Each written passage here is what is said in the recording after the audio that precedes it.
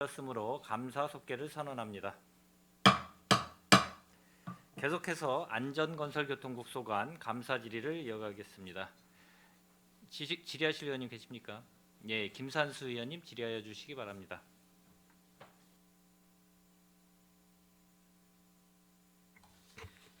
네, 김산수 의원입니다.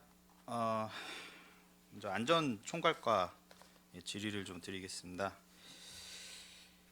이 감사 자료 보니까 최근 3년간 사회재난 발생 현황을 제가 보다가 이거 작년에 그 감사 자료에 나왔던 이 그 수치하고 이번에 나온 수치하고 좀 많이 다른 것 같아요. 55페이지죠. 제가 이거 좀 부연 설명을 드리자면은 이제 22년도 같은 경우에는 작년 10월 30일 기준이었죠. 이제 총계는 이제 4,687건인데 그렇게 나와 있었는데 지금 여기 보면 9,182건으로 지금 토탈로 되어 있습니다. 그렇죠? 전체 다시 확인해 보고요. 네. 별도로 정확히 원인 분석해서 다시 말씀을 드리도록 그렇게 하겠습니다. 이게 제가 작년 거하고 지금 비교를 해봤는데 지금 업앤다운이 너무 심해요. 이게 뭐 총계에서도 거의 2배 가까이 나오고 2배 가까이 증가를 했고 화재 같은 것도 이제 소개 부분을 보면은 작년에는 그 395건으로 되어 있었는데 292건으로 다운됐어요.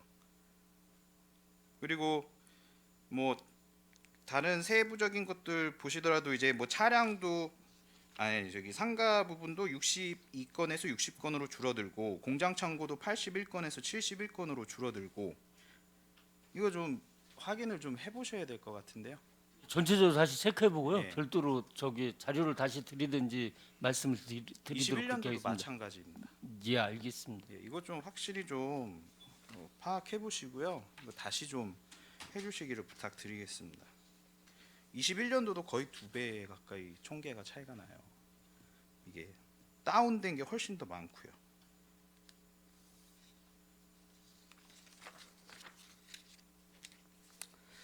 다음 질의 드리겠습니다. 현재 우리 시의 지금 건축물 총계 얼마나 되고 있죠?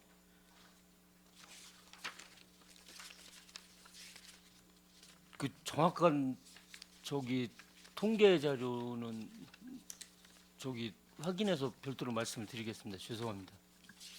저한테 주신 자료에는 다 나와 있는데요. 건축물 내진 설계 현황 제가 자료 요구를 했었었는데 공공시설물은 뭐 133개 중에 뭐 121개가 이제 내진 성능이 확보된 걸로 이렇게 예.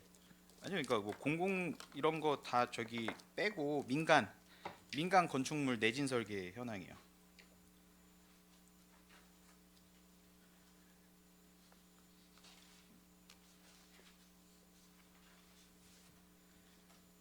제가 말씀드리겠습니다. 지금 평택시 건축물 총계가 지금 77,049동수 나와 있습니다. 맞죠? 아마 저희 자료가 아닌 것 같고 건축 허가과 자료인 것 같은데 사전에 미리 파악이 안 돼서 죄송합니다. 네, 알겠습니다. 그럼 제가 그냥 설명드릴게요. 이제 그 77,049동 중에 지금 내진 설계 적용되어 있는 건물이 지금 현재 16,871동수입니다. 반대로 보면 지금 6178동 전체 이제 78.1%가 아직도 내진 설계가 미적용되어 있다는 얘기죠.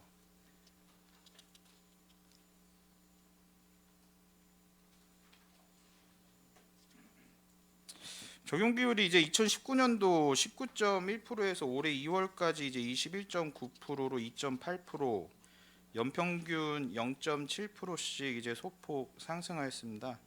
이제 뭐 수치상으로 보면은 이게 좀 개선된 것처럼 보이는데 이게 면밀히 살펴보면 이제 뭐 주거용에서는 단독주택 건축물이 이제 18.7%, 기숙사 등 기타 주거용 건축물은 19.8%, 비주거용에서는 근린생활시설 15.6%, 종교시설 18.4%, 발전시설 18.1%, 뭐 축사, 농업용 등 기타 비주거용 건축물은 13.7%이고요. 이건 이제 경기도 지금 평균 수치를 봤었을 때 24.7%, 그리고 우리시 평균치 21.9%보다 지금 훨씬 낮은 분야들이 많아요. 네, 뭐 상승률은 그러니까 대부분 이제 건축법 개정 이후에 이제 내진 설계 의무화가 되어 있는 이제 신규 아파트 또는 이제 건축물들로 인한 좀 일시적인 상승 효과에 좀 불과하다고 생각을 합니다. 그 오래된 건축물들 실질적인 내진 보강률 상승을 위한 좀 고민을 할 수밖에 없는데요. 지금 두 가지 정책 크게 진행하고 있는 걸로 알고 있습니다. 이제 민간 건축물 내진 성능 이제 보강 시 인센티브, 흔히 말해서 지방세 감면 혜택을 주는 정책이요. 이거 다 안전관리 계획에 들어 있어요. 선생님. 또 지진 안전 시설물 인증 제도도 이제 시행하고 있는 걸로 알고 있습니다. 작년에 뭐 보강할 때 인센티브 주는 거 몇 건이나 있었나요?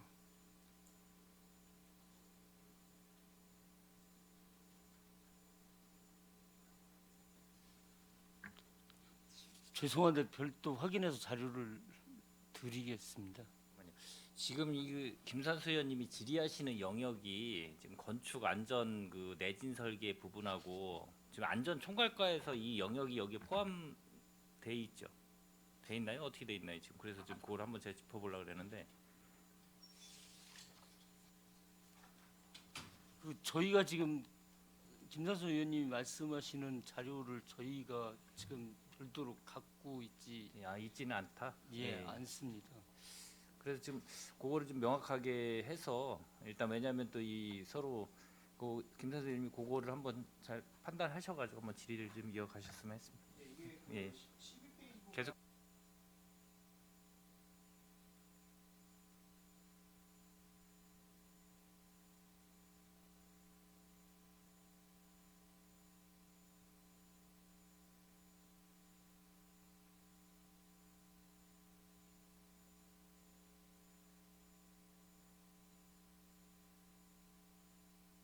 그건 안전 총괄 과장님께서 잘 좀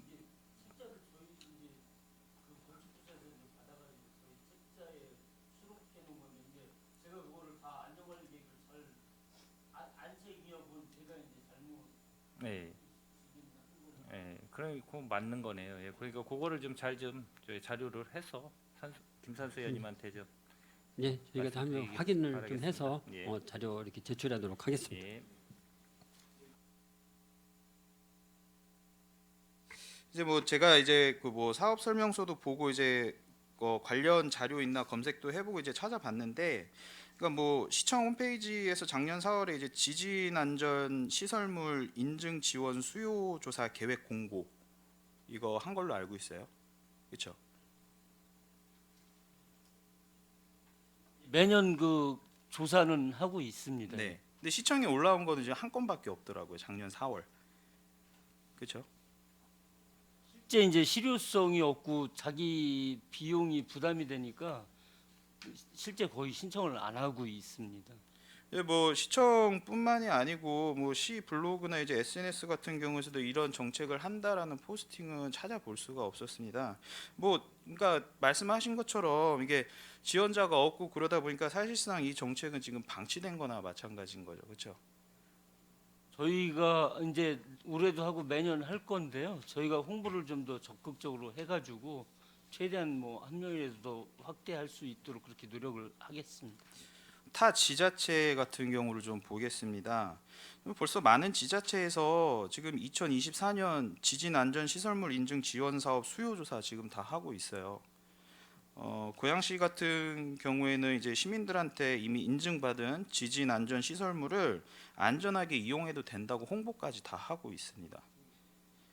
뭐 제가 살거나 그러니까 뭐 시민들이 살거나 이용하는 이제 건물이 뭐 내진 보강이 되었다는 이제 지진으로부터 안전하다는 인식 개선이 많아져야 아무래도 내진 보강 활성화와 상승률에 도움되는 거 아니겠습니까? 이제 도에서 그게 이제 도에서 지진 내진 보강에 안전하다고 이제 인증서는 주긴 하는데 실제 그 비용이 자기 부담이 좀 되니까 그거를 진짜 신청을 좀 거의 안 하시고 있는데 저희가 홍보를 좀 열심히 해보겠습니다. 제가 고양시 같은 케이스를 봤었는데 고양시는요 이 안전 인증한 거 시설물이 어떤 건지 아세요 혹시? 공원이에요 공원. 공원입니다. 우리 시 지금 그 지진 안전 설계 지금 보니까 자료 보니까 공원 다 100% 되어 있던데요. 아닌가요? 내진 성능 확보.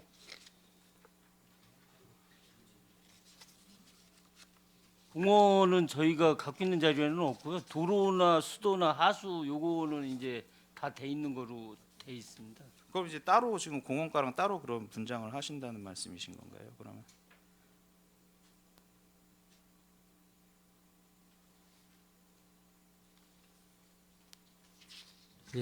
좀 송구스럽지만 그 내진 설계 관련되는 부분은 저희가 다시 전반적으로 관련 부서하고 좀 해서 저희가 준비를 또 해야 될 건 하고 또 확인을 좀 해서 별도로 말씀드리도록 그렇게 하겠습니다. 네, 그 지진 안전 시설물 인증 같은 경우는 그러니까 뭐 최근에 지어진 이제 아파트라든가 이런 시설 같은 경우는 다 의무화가 되어 있잖아요, 그렇죠? 이런 그런 부분들도 지진 안전 시설물 얼마든지 다 채택될 수 있어요, 그렇죠? 이제 그런 거를 했었을 때 과연 시민들이 이용한 데 있어서 아 그래도 우리가 살거나 이용하는 그런 시설은 지진에 안전하다 이런 것들이 구전이 돼가지고 사람들한테 알려지면은 그것 또한 어느 정도 활성화에 도움이 되는 거 아닙니까, 그렇죠? 예. 활성화 대책 마련하셔야겠죠? 예, 말씀 주신 대로 그 고양시 사례 한번 저희가 좀 면밀히 좀 살펴보고 저희가 또 준비를 철저히 하도록 그렇게 하겠습니다. 네, 총체적으로 좀 대책에 대해서 점검해 주시고요. 결과 또한 알려주시기 바라겠습니다. 예, 알겠습니다. 다음은 또 이제 공공시설물 내진 보강에 대해서도 한번 질의를 드려보겠습니다. 이제 재난 발생 시 현장 컨트롤 타워 역할을 하는 재난안전대책본부 어디에서 진행되나요? 그 재난안전대책본부는 저희 그 시장님이 단장이고요. 부시장님이 차장이시고 그리고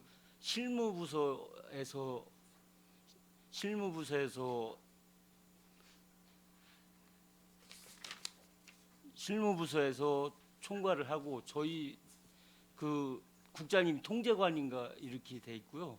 안전총괄과에서 이제 총괄하고 각 부서 이제 해당되는 부서에서 이제 실무적으로 이제 재난 수습을 하는 그런 체계로 돼 있습니다. 네, 제가 질문했던 부분은 어디에서 진행되냐고 물어본 건데요.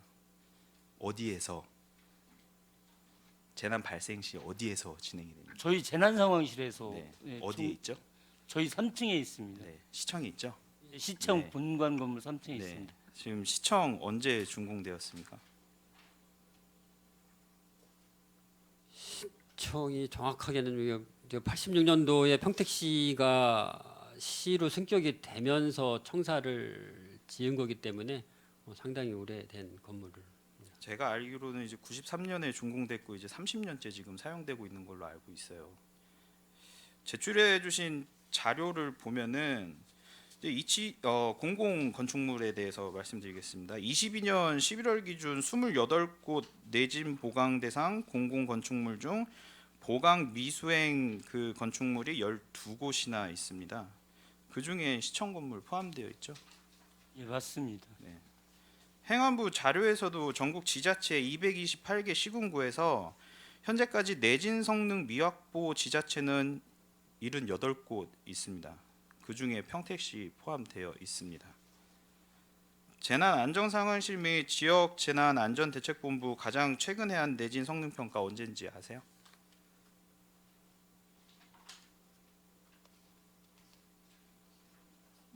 저희가 16년부터 갖고 있는 자료에는 없는 거로 그렇게 알고 있습니다.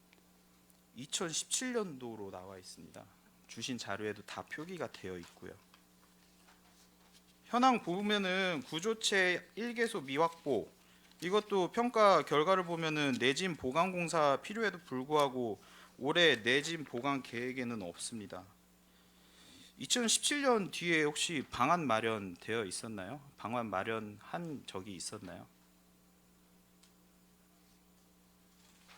뭐 20년까지는 뭐 내진 보강공사도 뭐 16년부터 20년까지 내진 보강공사도 12개소 한 개 있고요. 내진 성능 평가도 한 45개는 했는데 21년에서 22년은 실시한 게 없습니다. 아니요, 저 평택 시청만 지금 해당하는 거예요. 지금 말씀드린 게 시청만요. 시청만요. 전체 건물. 시청은 22년도인가 해가지고요. 23년도 예산을 세우려고 그러다가 반영이 안 돼서 못 세운 걸로 알고 있습니다. 올해 내진 보강 계획에도 지금 없다고 나와 있습니다. 그러니까 뭐 결국에는 제가 말씀드리고 싶은 게 뭐냐면은 2017년도 마지막으로 최근에 한 게 내진 성능 평가가 2017년도예요. 근데 지금 횟수로 벌써 6년이 됐거든요. 근데 여기 그 자료 주신 거 보면은 신축 철거 및 이전 계획 있는 시설은 내진 보강 대상에서 제외한다는 이유로 안 한다. 예, 미실시라고 지금 되어 있어요. 안전을 최우선으로 지금 해야 하는 이제 재난관리 책임기관의 책무를 이행하고 있지 않은 거 아닌가요? 그 부분은 저희가 전체적으로 다시 요 내진 관련해서는 전체적으로 다시 살펴보고요. 뭐 방안을 찾아서 별도로 보고를 드리도록 그렇게 하겠습니다. 이게 행안부 자료에 나와 있는 걸 보면은 그러니까 시청 지금 확실히 이전하는 겁니까? 지금 이전 계획으로 추진을 하고 있습니다. 확정된 건 아니잖아요, 그렇죠? 지금 현재 계획으로는 뭐 27년까지 네. 준공하는 것으로 예. 이렇게 추진되는 것으로 저희가 그러니까 얼마 확인을 하고 있습니다. 전에도 그 저기 기사도 보니까 27년까지는 하겠다라고 말씀을 하셨는데, 그러니까 뭐 공식적으로 지금 그러니까 확실하게 이전을 한다라고 결정된 거는 아니잖아요, 그렇죠? 이전하는 거는 확실하고요. 네. 지금도 그렇게 하고 뭐 기존 청사는 제2청사로 사용하는 것으로 이제 그렇게 결정된 것으로 알고 있습니다. 지금 아까 말씀드렸던 그 내진 성능 미확보 지자체 78곳 중에서도 이제 그 뭐 비고란 같은 걸 보면은 이제 그 신축 예정 또는 뭐 이전 예정 등 별도로 표기되어 있는 지자체들이 있습니다. 근데 평택시는 그게 표기가 안 돼 있어요. 그러면은 지금 아까 제가 말씀드린 그 뭐야 신축 철거 및 이전 계획 있는 시설은 내진 보강 대상에서 제외한다라는 게 그 결국에는 그게 확정이 안 된 거기 때문에 해당이 안 되는 거 아닙니까? 이제 하여튼 그 부분에 대해서는 아까 누차 말씀드리지만 저희가 좀 미진했던 부분이 있는 것 같고요. 그런 부분을 좀 보완해서 조치토록 그렇게 하고 그 조치한 사항에 대해서는 말씀을 드리도록 그렇게 하겠습니다. 네, 그러면은 신청사 뭐 건립 계획하고 시민 안전을 위한 이제 뭐 내진 공사는 별개로 봐야 되겠네요. 그렇죠? 이거는 이전 관계나 이걸 확인해 보고요. 뭐 긴급하게 필요한 부분이 있으면 일부라도 해서 뭐 보완을 한다든지 이렇게 하도록 하겠습니다. 단편히 예로 좀 들어보겠습니다. 지금 인천시청 같은 경우에는 85년에 이제 지어졌고요. 2020년 말에 진행한 내진 평가에서 보강 공사가 필요하다는 진단이 나왔었습니다. 그래서 이제 지난해 예산을 이제 10억 정도 편성을 했고요. 근데 신청사 건립을 이제 새로 부임하신 시장님께서 한다고 해서 지금 중단했다고 했다가 그 지역 일대 이제 강화군에서 그때 당시에 이제 해역에서 규모 3.7의 지진이 일어났었어요.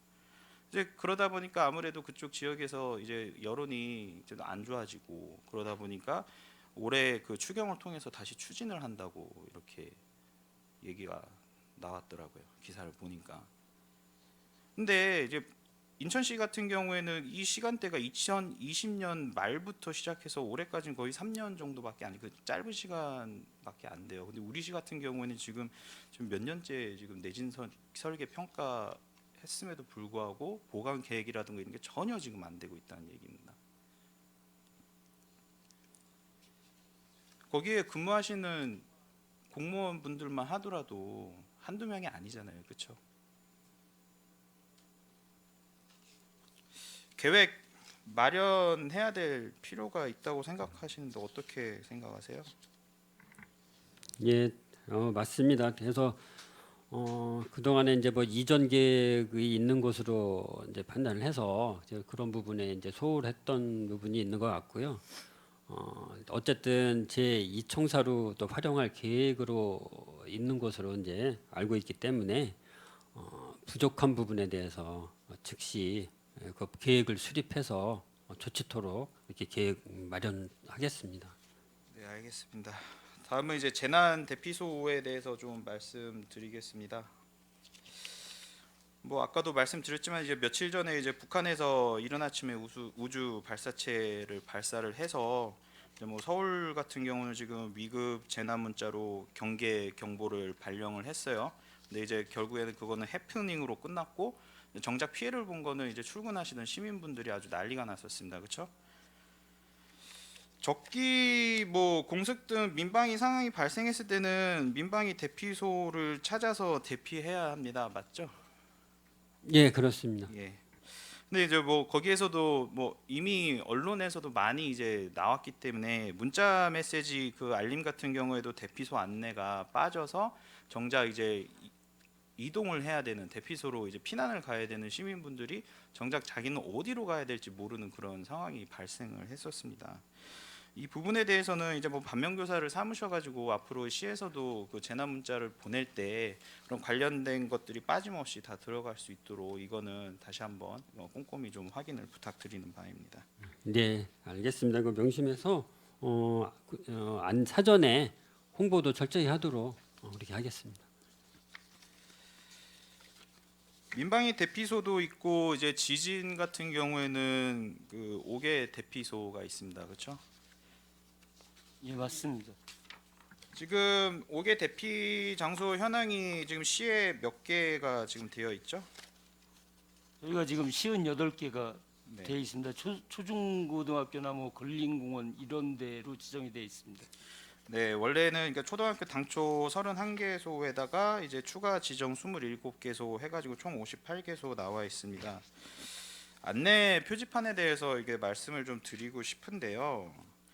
이제 아무래도 그런 비상 상황이 발생을 했었을 때 우리가 당연히 제일 처음으로 보는 거는 이제 휴대폰으로 이제는 확인을 하겠죠. 휴대폰으로 확인을 하고 이제 뭐 대피소를 찾아보기도 하겠죠. 그러나 이제 통신도 마비가 되었을 때를 가정을 했었을 때 그러면은 과연 우리는 어디로 대피해야 되는가? 그럼 우리는 그 의존을 어디다가 해야 될까요? 안내 표지판에 의존을 할 수밖에 없는 상황이 되는 거죠. 근데 지금 31개소 당초에 되어 있던 데는 표지판이 정문 쪽에 이제 1개소씩은 다 되어 있어요. 그리고 추가로 하시는 27개소에서도 이제 설치 예정이 되어 있고요.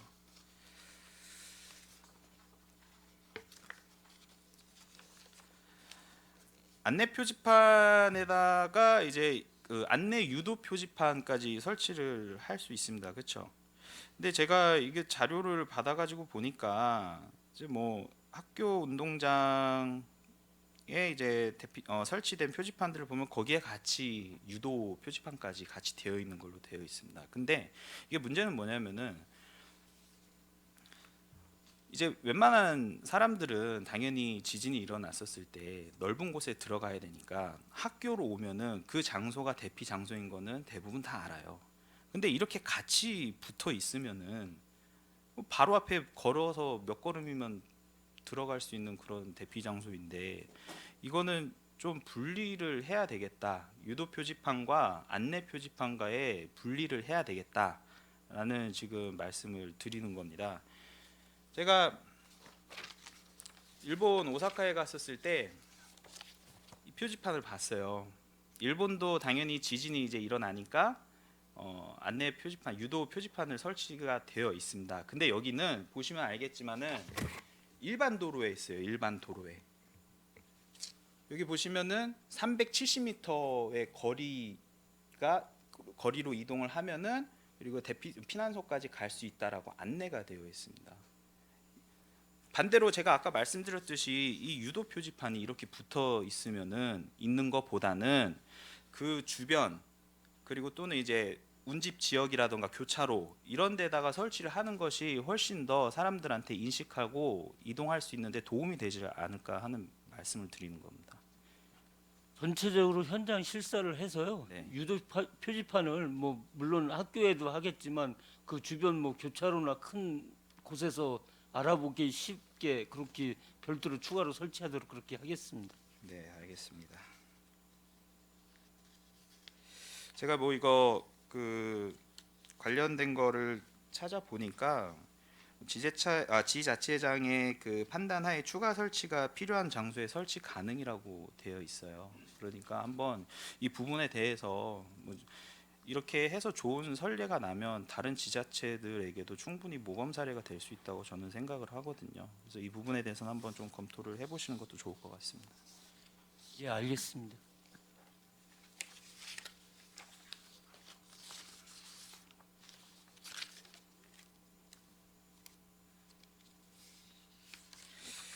다음은 건설도로과 질문 드리겠습니다.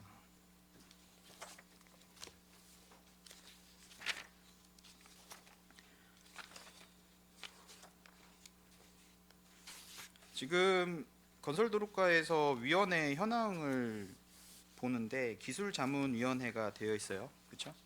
예, 있습니다. 5기 위원 위촉이 23년 2월 20일부터 25년 2월 19일까지 임기가 되어 있고요. 외부 위원 87명으로 지금 되어 있습니다. 근데 제가 이거 좀 보다가 좀 약간 좀 물음표가 나와서 그러는데 익숙한 그 이름들이 몇 분 계세요. 동명이는 아니겠죠? 예, 지금 이제 말씀하시는 부분들은 이제 아시고 계시는 분도 계실 수 있을 것 같습니다. 네, 그렇죠. 근데 이제 제가 이거 말씀을 왜 드리냐면은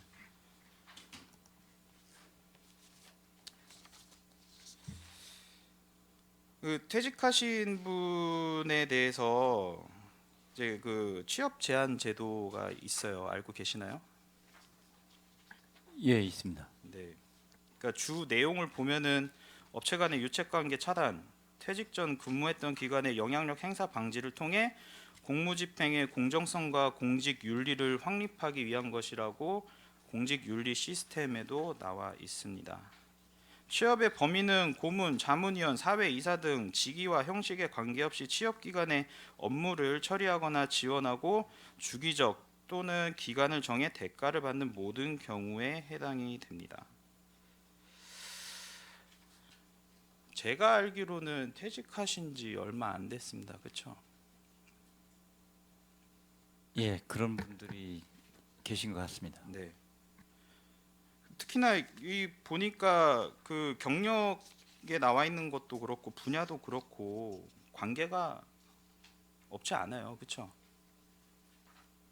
예, 그렇습니다.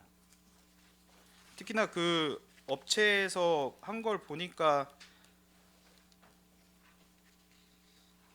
그 어디 대교 확장공사 용역에도 여기 업체로 참여되어 있는데 맞나요?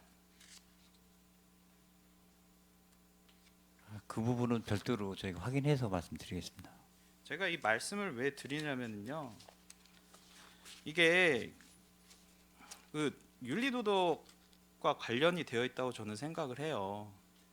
이제 얼마 안 되셨는데 바로 그 경력을 이제 받으시고 직책을 받으시고 여기 자문위원회에 이제 들어오셔가지고 활동을 하는 게 과연 이게 옳은 일인가? 특히나 이제 언론에서도 제일 많이 얘기하는 부분이 우리 그 공직자분들 저기 퇴직하셨을 때 그 다음에 이제 그 뭐 어디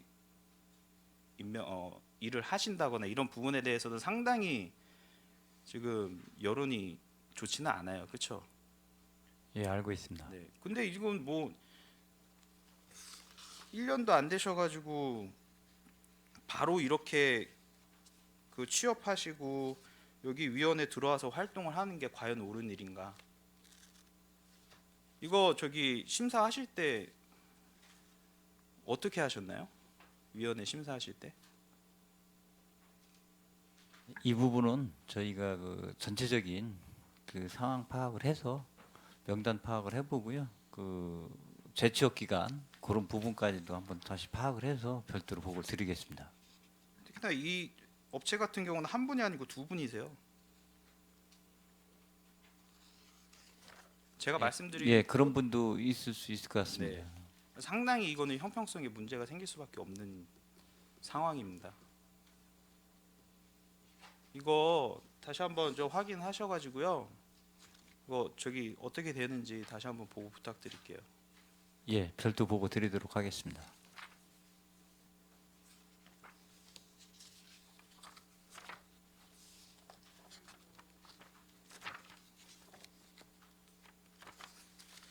도로관리과로 좀 넘어가도록 하겠습니다.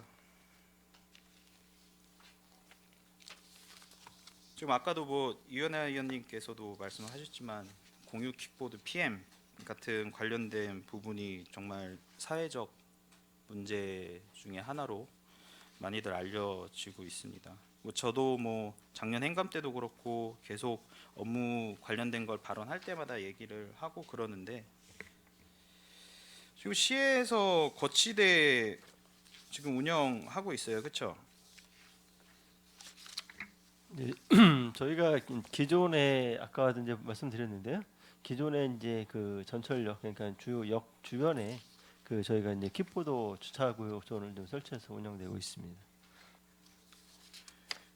거기 특히나 역 앞에 같은 거 보시면은 제가 가서 이제 사진을 좀 찍어봤는데 지금 킥보드 거치대 지금 이렇게 되어 있습니다. 역 앞에.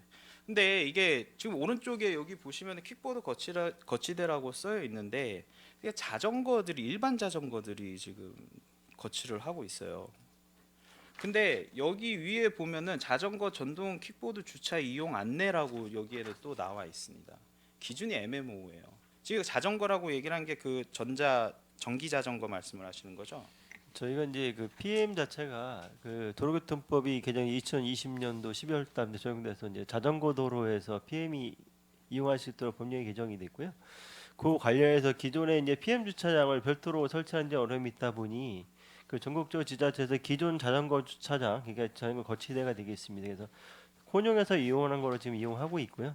또한 그 부분에 별도로 네, PM 주차존을 저희가 이제 구입해서 이용하고 있다는 말씀드리겠습니다. 저번에 그 조례에서도 이제 정일구 의원님께서 이제 그 대표 발의하셔가지고 이제 개정이 됐어요. 이제 그 사업자에 대한 이제 시에 이제 좀 제한을 좀 시에서 좀 제한을 하는 그런 내용이 좀 골자였는데 저도 이 부분에 대해서 좀 상당히 동의를 하고 제가 좀 말씀드리고 싶은 건 뭐냐면은 일단 뭐 이 이용 킥보드 거치대 이용을 안 하는 것도 그렇지만 제일 문제는 무단 방치입니다. 그러니까 무단 방치에 대해서는 이제 시에서 과연 얼만큼 의지를 갖고 하느냐. 저는 때 필요에 따라서는 우리가 그 프랑스에서는 이제 9월 달부터 이제 중지가 돼요. 영업이 완전 퇴출이죠. 우리도 한번 그렇게까지 최악의 경우 그렇게까지 생각을 해봐야 되지 않겠나라는 그런 생각을 가지고 있습니다. 왜냐하면은 이게 뭐 안전도 그렇지만은 도시 미관에도 상당히 안 좋잖아요, 그렇죠? 네, 여기- 맞습니다.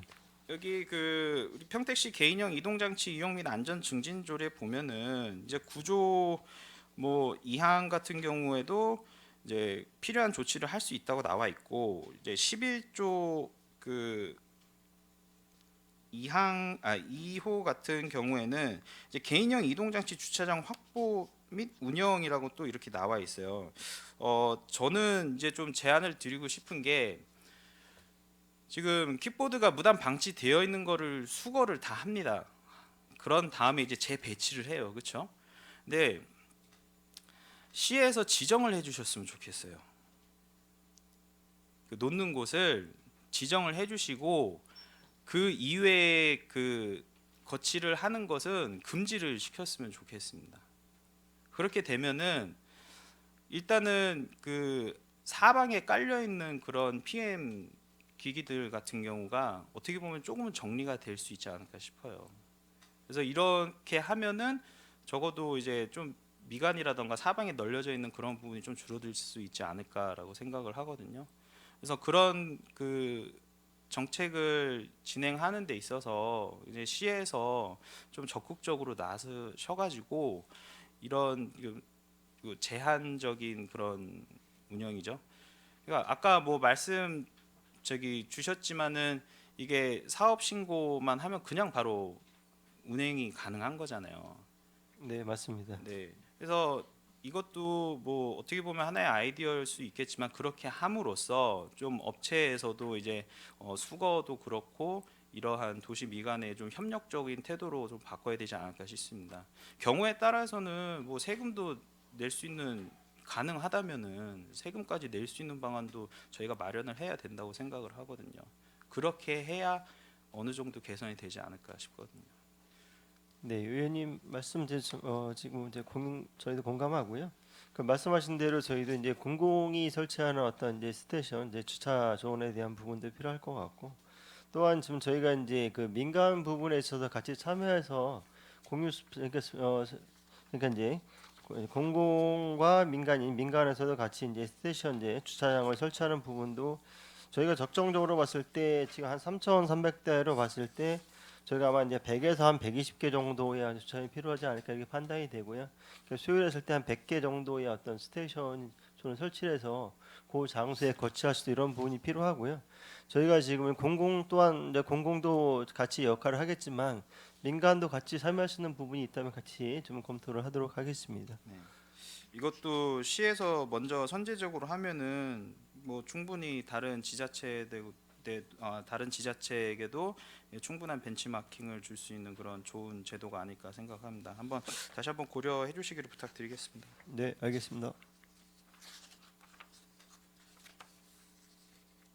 교통행정과 질의드리겠습니다. 작년에 제가 어린이 보호구역 승하차 구역 설치에 관해서 설치 및 위치 및 시설물 관리에 대해서 질의를 드렸었어요, 그렇죠? 네, 맞습니다. 이게 대표적으로 얘기를 했던 게 이제 고덕의 종덕초등학교 네, 그쪽에 있는 어린이 승하차 예, 예. 고요. 이용이 거의 없고 오히려 반대적으로 그 버스 정류장에다가 사람들이 다 거기에서 승하차를 하는 그런 일이 생겼습니다. 제가 뭐 개인적으로 찾아뵙고도 말씀드렸었는데 맞습니다. 예. 그때 이제 답변을 하신대요. 다시 한번 말씀해 주시겠습니까? 안 되는 이유.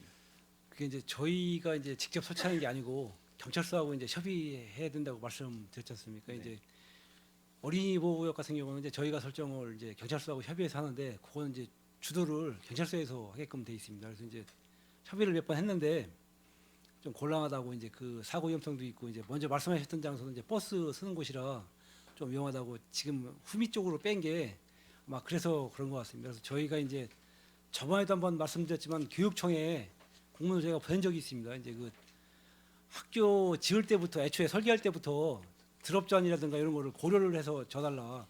학교 문 안쪽으로 들어가서 나오는 거라든가 아니면은 그 차선 옆에 별도로 학교 뒤로 셋백을 해서 베일을 별도로 만들어 달라 설계할 때 그거를 저번에도 한번 공문을 한번 보여드린 적 있을 겁니다. 막 그래서 그거를 협의를 했었고 그다음에 이제 얼마 전에 그 경찰서에서 녹색 어머니의 발대식이 있었어요. 그래서 거기서 이제 교육장님을 또 뵀었는데 제가 그 말씀을 드렸더니 앞으로 충분히 검토해서 그런 방향으로 좀 해보겠다고 말씀은 하셨거든요. 예.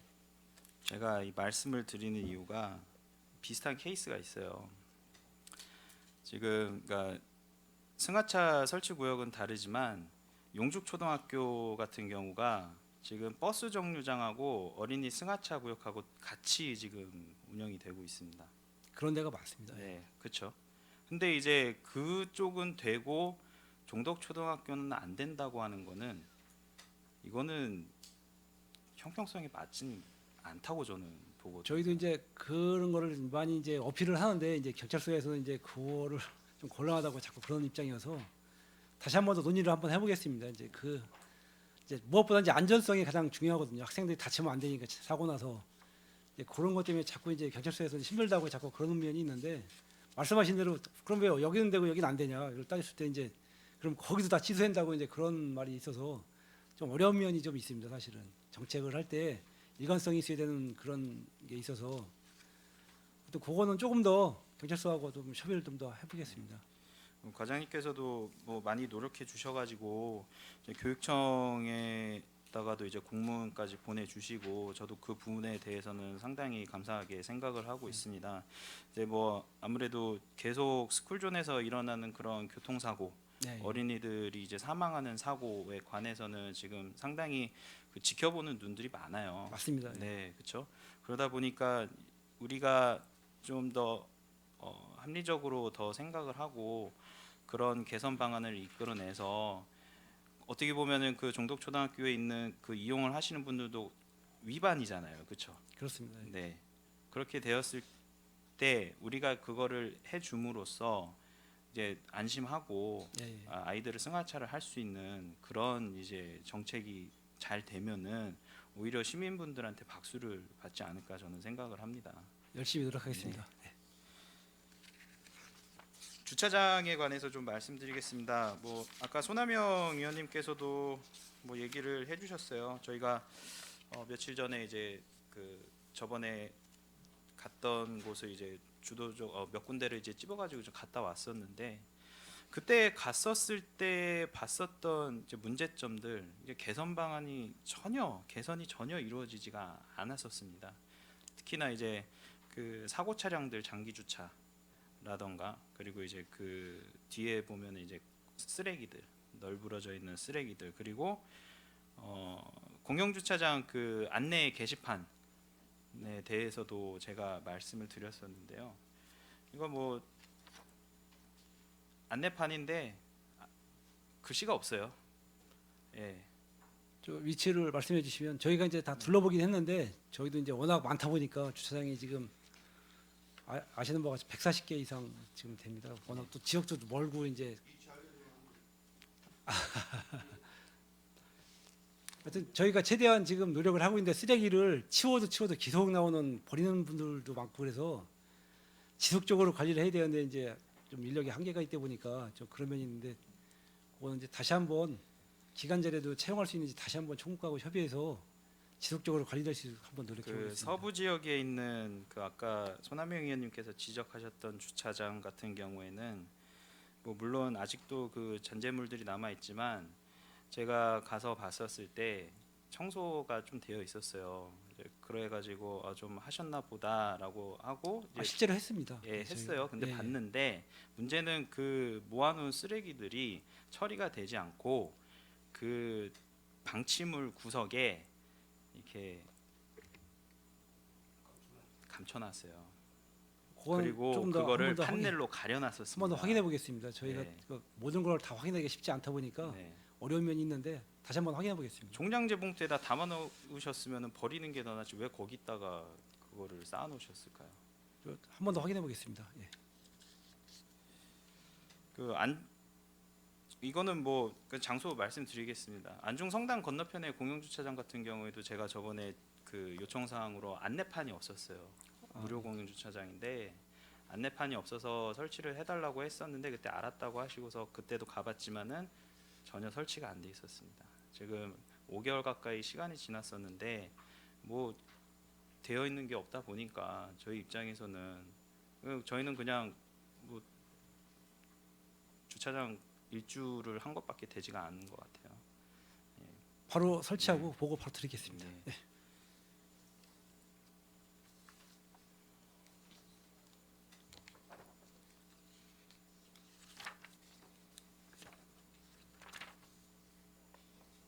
마지막으로 대중교통과에 좀 질문 드리겠습니다. 제가 작년에 행감 때 이제 그 노선 번호 없이 운행하는 버스로 이제 시민분들이 불편을 야기한다라고 말씀을 드렸었고요.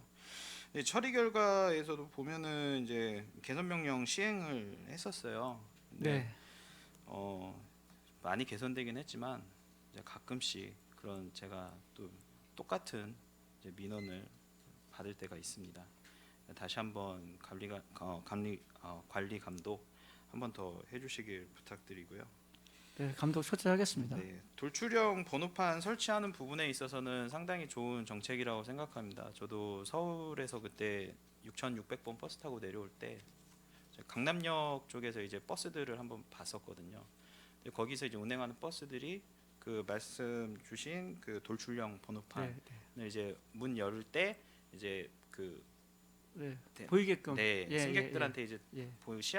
시안성이 이제 좋다 보니까 이런 것들도 우리 평택에서 하면 좋을 텐데 했는데 다행히 이제 그 2023년 하반기 때 네. 예정을 하신다고 지금 나와 있어요. 예. 언제쯤 하반기 언제쯤 하실 예정인가요? 저희가 이제 그 노선 개편하면서 예, 그 일단 운수업체는 다 통보를 했습니다. 다 설치를 하도록 다 통보를 했습니다. 네. 버스 기사 불친절 민원 등 대중교통 서비스 개선 대책 필요 이거는 제가 좀 추가로 말씀드리고 싶은 게 아무래도 평택이 악명 높죠. 버스 난폭 운전 이런 부분에 대해서 거의 밑에 있는 도시하고 거의 쌍벽을 이룬다고 그런 글들이 많습니다. 근데 이제 그것뿐만이 아니고 좀 버스의 그 내구성에 대해서 좀 제가 말씀드리고 싶은 게 그러니까 작년에 이제 한창 폭우가 올 때 물이 샜어요. 물이 새가지고 좌석에 이제 물이 막 뿌려졌었습니다. 제가 지금 동영상을 갖고 있는데 지금 틀기에는 시간이 없어서 이제 그런 불편의 승객분들이 이제 그 이용을 하는 데 있어서 이제 불편함을 갖고 있는데 글쎄요 그 뭐 노선이 그러니까 뭐 계속 그 상태로 끝까지 갔는지는 확인은 못했습니다. 그러나 제가 타고 이동하는 기간에는 이제 그런 조치들이라든가 이런 게 전혀 되지를 않았었거든요. 그러니까 뭐 작은 것 하나까지도 제가 볼 때는 아마 시민분들 대상으로 버스 민원하면은 정말 엄청 많이 나올 거예요. 실제로도 많이 받으시죠? 네, 저희가 네. 많이 받고 있고요. 그래서 그동안 이제 3년 동안 코로나 때문에 이제 친절 교육 이런 걸 못했습니다. 그래서 금년 저희가 7월 달하고 11월 달에 이제 친절 교육을 그 할 겁니다. 해서 이제 그런 사항들을 좀 개선하도록 노력하겠습니다.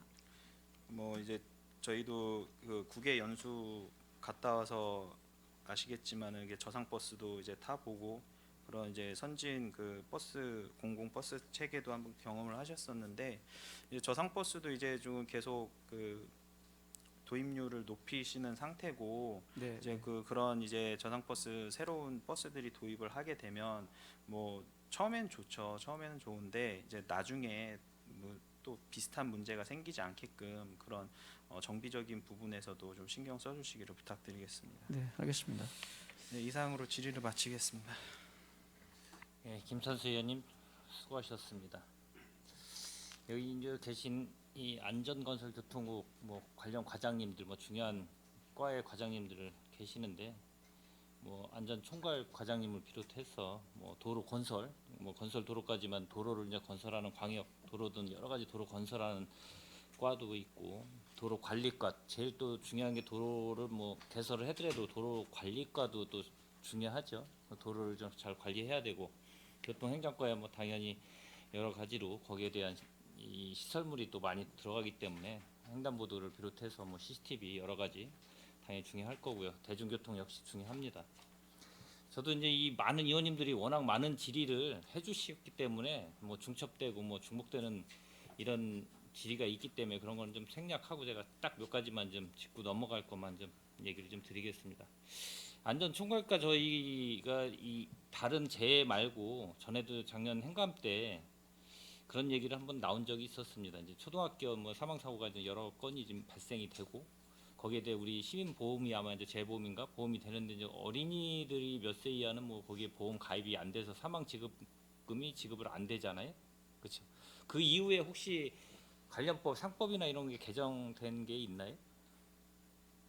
아직 개정 안 되고 그대로 있습니다. 의견은 혹시 올리신 적 있나요? 상부 뭐 기관에다가? 별도로 건의는 못했습니다. 그것도 좀 생각을 하셔가지고 어떻게 됐든 건 뭐 법 개정이 일어나야 되기 때문에 그런데 이제 지금은 옛날과 같지 않기 때문에 이 최근에도 아마 이 어디 초등학교에서 아마 난간 우리 제가 이제 얘기 드리는 게 우리가 지금 공공 시설물이나 이런 거를 저희가 잘 안전 관리를 시설을 갖춰야 되기 때문에 지금 제가 얘기를 드리는 거예요. 그거에 의해서 과실이 또 시에 있거나 여러 가지 이제 공공기관에 있다 보면 그게 이제 책임을 면할 수 없기 때문에 그런 게 이제 몇 건이 생겼어요. 저희 이제 작년에 보면은 어디 초등학교에서도 이제 횡단보도 건너다가 사고도 있었고 또 어디 뭐 6개월 건너가다가 또 거기에 사고도 발생이 되고 또 최근에는 어디 이제 농로에서 또 뒤에 사고를 당하신 분들도 있고 그리고 세교동에서도 뭐 교통 난간에 의해서 추락해가지고 사고도 있었고 이제 등등 여러 가지가 되게 많아요. 그게 이제 원인은 분명히 있는데 뭐 본인의 과실이 커서 있을 수도 있고 100% 아니면 공공시설물이 미흡해가지고 거기에 따른 안전시설 미 시설을 완벽하게 하지를 못했기 때문에 이제 거기에 의해서 혹시 이제 사망사고 이럴 수도 있고 이제 여러 가지 이유가 있는데 그런 거를 좀 대비를 좀 나왔을 때 좀 대비를 좀 하실 필요성도 있고요. 시설 부분은 당연히 개선해야 되겠지만 아까 보험 관련된 거는 보호를 받을 수 있는 분명히 어린이들이나 이런 분들이 사망에 이르렀을 때는 더 보호를 받아야 되는데 우리 사회는 그거를 보호를 못 받는 경우가 좀 있기 때문에 그거는 상부 기관에다가 그건 뭐 법을 개정하는 국회의원들이 할 일이지만 그런 것도 좀 상부 행안부든 그쪽으로 좀 건의를 할 필요성은 있다라고 좀 말씀을 드리고요. 그리고 이 제가 어제도 언급은 했지만은 이 협의 매수라는 거를 혹시 저기 토지 같은 경우에 타기관이나 이런 거 아마 아실 거예요, 과장님들은. 이제 여기도 해당이 있기 때문에 제가 좀 일부러 언급을 하는 거예요. 어제도 언급을 했지만 그 대신 좀 뭐 사진이나 이런 거는 뭐 시간상 제가 생략을 하고 어디 고덕면 일대에서 일어난 이 토지의 매도에 의해서 여기가 지금 관할 구역 같은 경우 특히 이제 이 건설 도로 과장님이나 교통행정과장님이나 이 두 분은 아마 도로관리과장 마찬가지로 이 세 분은 되게 그거를 지금 잘할 것 같다고 저는 생각이 드는데 혹시 2월 달에 저기 협의 공문을 받은 적이 있나요? 그거에 대해서 도시계획과 쪽으로부터 도시개발과에서 도시개발과에서부터 이제 예. 문서가 협의가 됐던 부분이 있었고요. 근데 이제 이게 저희가 이제 그 재산을 이제 매입을 할 때 뭐 저희가 이제 용도 폐지가 됐든 토지 매입이 됐든 이제 명확한 이제 사유가 있어서 좀 그 위원장님 지적하시는 그 부분 저희도 공감이 되고요. 그 부분에서 이제 그런 사용 목적이나 활용에 명확히 해서 가야 되는 부분이 좀 있고 그래서 위원님이 지적한 그 토지는 제가 보기에도 저희가 공고에 좀 매입을 했다면 좀 바람직하지 않았을까 좀 아쉬움이 좀 있습니다. 근데 그 세 개 지금 관련된 과장님들은 왜 협의 공문을 회신을 하나도 안 했을까요? 제가 좀 그것도 짚고 싶은 거예요. 왜 회신을 보셨으면은 회신을 해야 되는데 회신을 관계 협의 공문을 보냈는데 저희 회신 공문을 하나도 안 보냈어요. 여기에 관련된 분들은 그 뭐 이유가 있나요? 딱히 뭐 이제 행정이잖아요. 행정. 네네. 행정이면 뭐 예를 들어서 관련 과에서 그거에 대해서 관련 이 개별법에 의해서 뭐 크게 우리가 매수할 타당성이 없다라고 하면 뭐 거기에 대해서 뭐 회신을 보내든가 뭐 거의 기타 등등 이렇게 하잖아요. 회신 공문을. 근데 이 여기 계신 분들 이 세계과에 그래도 지금 나름대로 기술 쪽에 관련된 기술직이 있을 수도 있고 나름대로 이 토목 관련된 이 부서인데도 불구하고 그거는 잘 아실 텐데 회신 공문을 하나도 안 보냈다는 거에 대해서 제가 한번 지적을 한번 좀 드리는 거예요. 그거에 대해서.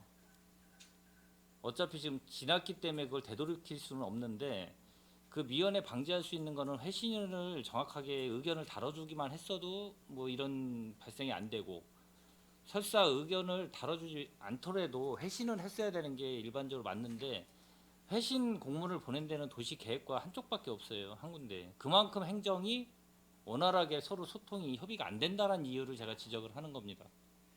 그래서 그거에 대해서도 좀 한번 차후에도 이런 일이 두 번 다시 발생이 안 되도록 굳이 관련 부서에서의 본인 일이 아니더라도 의견을 다뤄주면 전체 시에서의 그게 나중에 사회적 비용이 안 들어가는 비용이 발생이 될 수 있으니까 그거를 좀 염두에 두셨으면 하는 차원에서 제가 좀 말씀을 드린 거고요.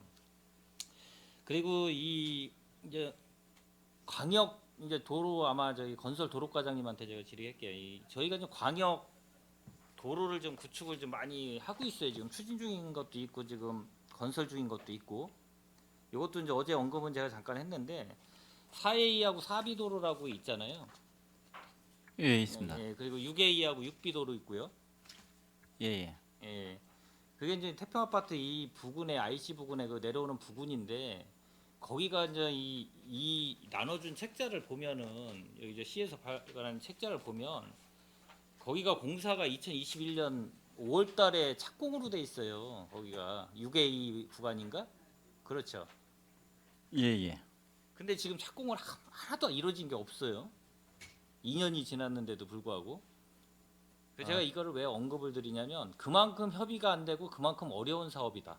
광역도로는요. 저희가 이제 모든 거를 다 발주하고 하는 사업이 아니고 이 발주처가 다 틀리기 때문에 협의는 좀 평택 관내에 있기 때문에 평택 관련 과하고 협의를 하지만 나머지 발주처가 다 틀리니까 협의가 안 되니까 제가 이거를 언급하는 이유는 다른 데도 벌써 1A부터 해서 저희가 거의 9A인가요? 거의 뭐 많아요. 광역 도로가. 추진적인 것도 많습니다. 많고 예, 계획인 것도 많고 그러면은 똑같다는 얘기죠. 다른 이제 타 기관이 발주하고 그러다 보면 또 그런 협의가 잘못되면 이게 지금 엉키거든요. 이게 이 추진 계획이 왜 무슨 계획 때문에 이 광역 도로를 만드는 거죠? 이 이유가? 지금 저희가 고덕 지구를 개발하면서 지금 이 근처에 있는 지금 저또 서탄 오산에서 내려오는 그 지방도부터 시작해서 그다음에 남사 IC 쪽으로 이제 가는 도로 이런 도로부터 시작해서 고덕지구 광역교통 개선 대책으로서 추진된 부분이 많이 있고요.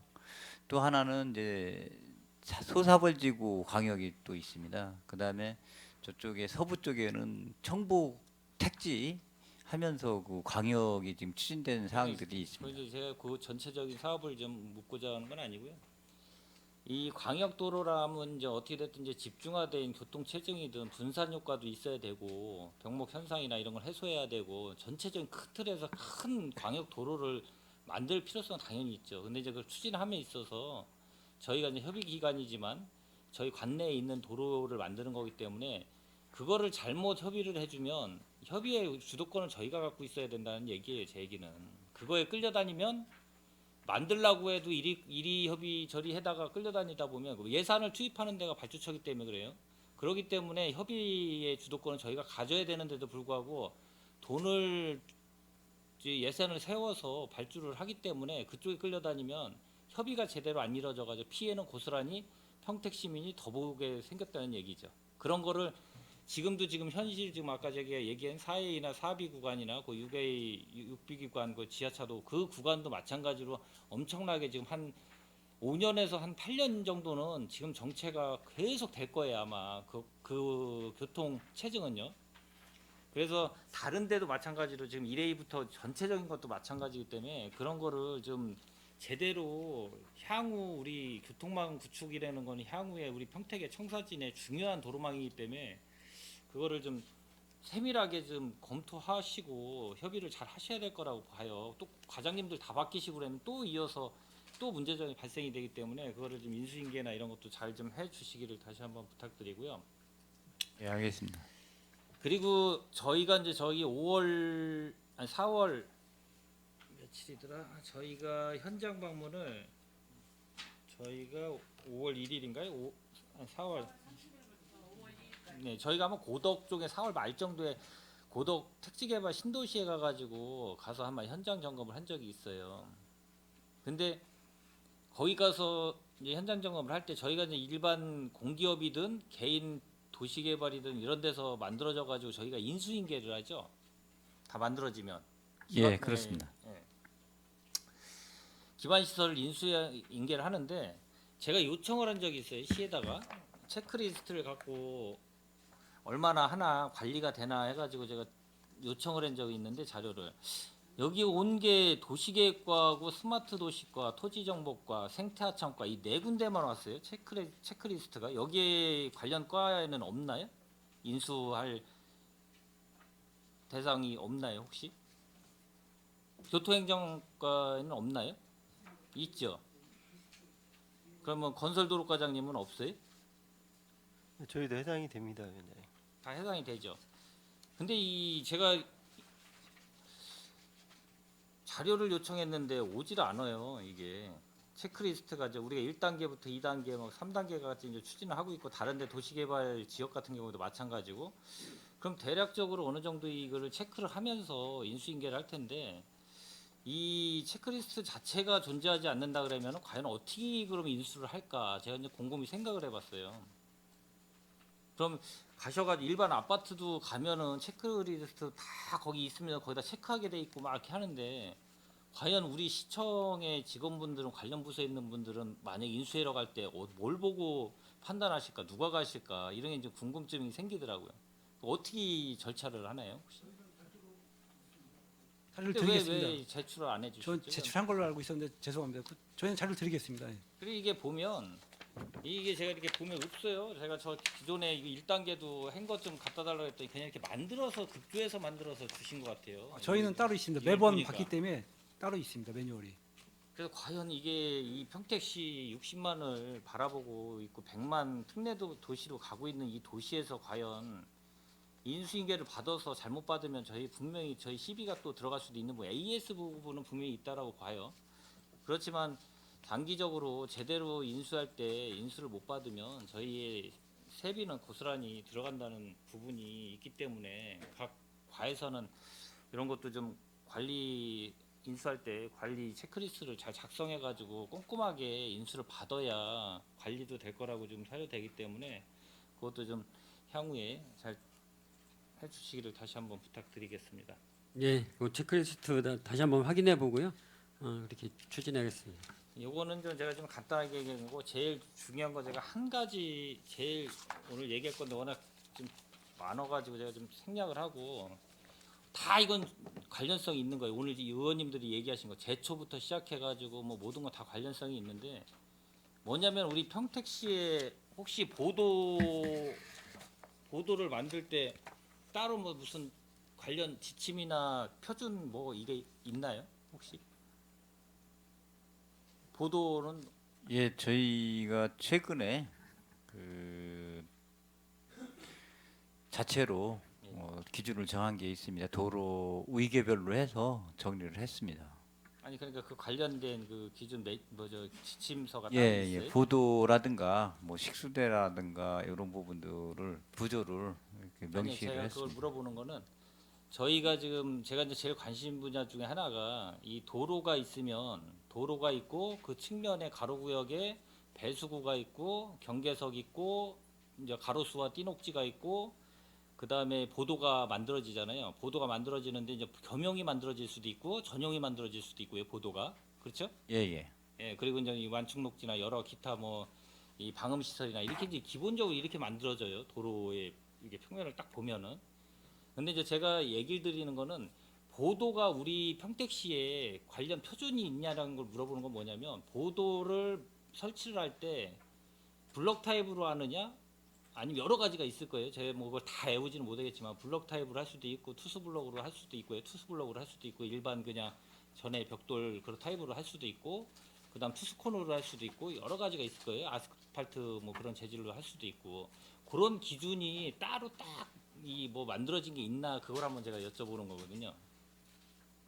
그 부분은 이제 저희가 보도 설치 지침이 있고 자전거 도로 설치 지침이 이제 그 도로법에서 파생된 지침들이 있습니다. 그래서 그 지침들에 따라서 이제 도로가 이제 4차로 이상 되면 저희가 어느 정도 도입이 가능한데 이제 소규모 도로 이제 4차로 미만 도로에서는 보도폭이 많이 나오질 않습니다. 그래서 그 부분은 이제 현장 설계를 하면서 저희가 그때그때 저희 표준안은 갖고 있지만 그때그때 이제 좀 상황에 따라서 설계 반영하고 있습니다.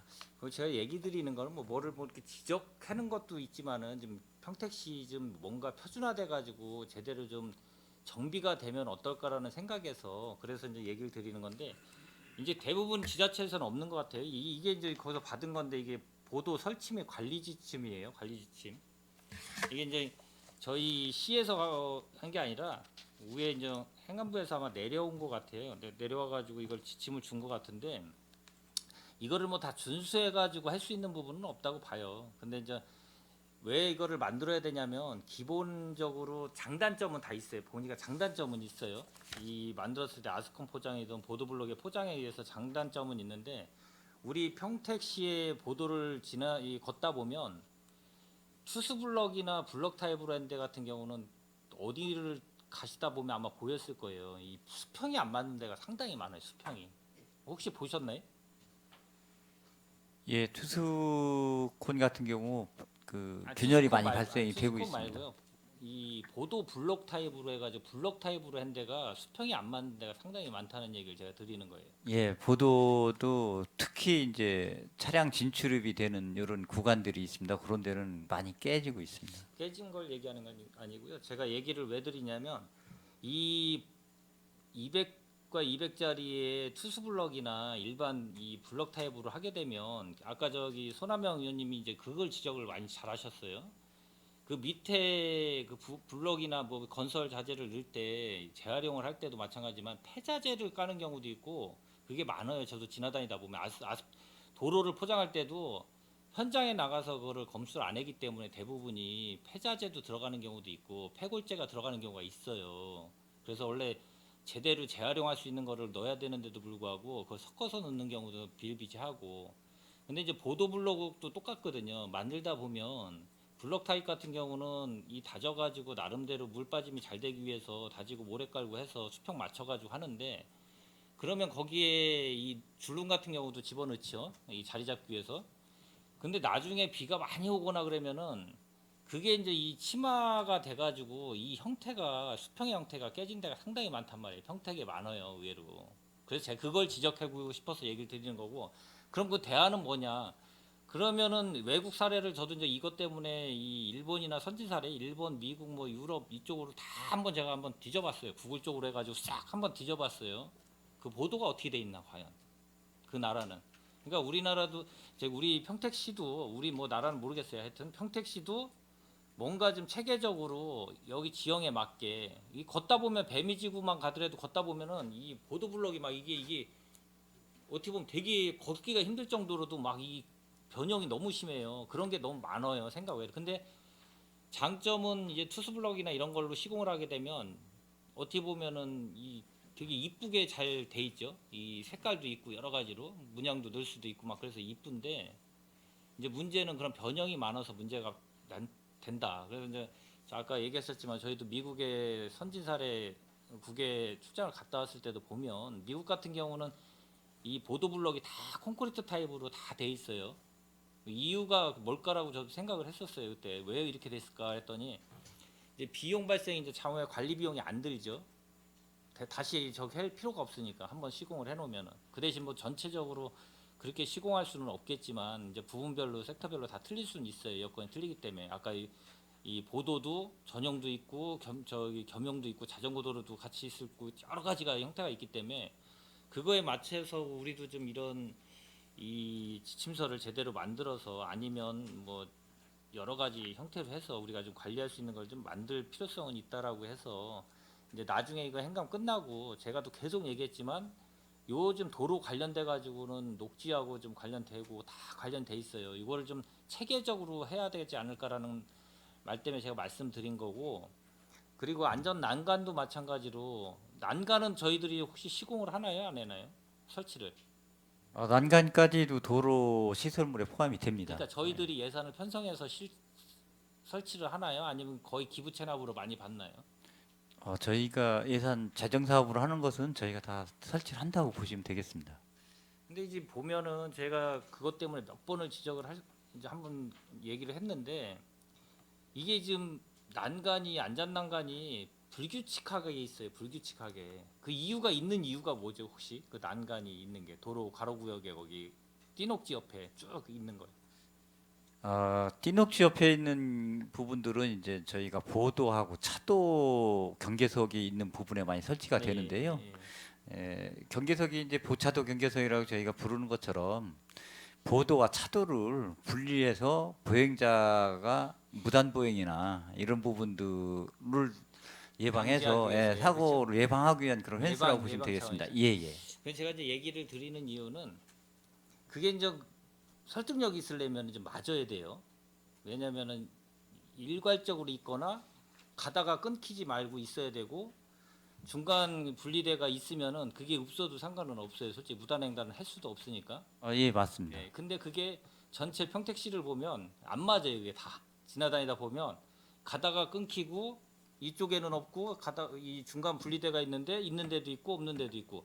근데 이제 이 제가 얘기 드리는 거는 우리나라의 이 국민 너무 의식을 너무 저기 해준 거 아니냐. 뭐 7, 80년대도 아니고 지금 이제 2020년도가 넘어가지고 우리나라가 세계적으로 국방이든 6, 7위 정도 되고 경제력이 10몇위가 되는데 이 정도 나라에서 국민 의식이 되게 함량이 높아졌어요. 생각 외로. 근데 자꾸 경찰서만 핑계를 대더라고요. 그랬다고 저희가 시설을 해서 다 설치를 하는 것도 아니고. 근데 타 뭐 지방이든 어떻게 외국 사례를 봐도 별로 없어요. 그게. 근데 보면은 띠녹지가 없었을 때 좀 이해가 가는데 띠녹지도 많이 이렇게 푸르르게 잘 만들어 놓는데도 불구하고 난간으로 다 가려버리니까 안 맞아요. 밸런스가 솔직히 딱 봤을 때. 그럼 그걸 한번 예, 정비를 맞는 할 말씀입니다. 정비를 예. 한번 정비할 필요성이 있다라고 이제 제가 얘기를 드리는 거니까 전체적으로 그걸 갖고 좀 한번 평택시에서 이 관련 과장님 제일 이 관련성 있는 여기 과장님들께서 뭐 필요하다고 하면 저희들도 뭐 조례 제정이든 뭐 기타 등등 여러 가지로 해서 한번 정비를 단기간은 안 되더라도 중장기적으로 또 지역별로 좀 단계적으로 좀 한번 정비를 할 필요성이 있지 않나라고 좀 얘기를 드리는 겁니다. 예, 알겠습니다. 예, 그렇게 저희가 좀 그 한번 추진 좀, 한번 해보겠습니다. 예, 진행 좀 해주셨으면 좋겠습니다. 예, 더 질의하실 의원님 계십니까?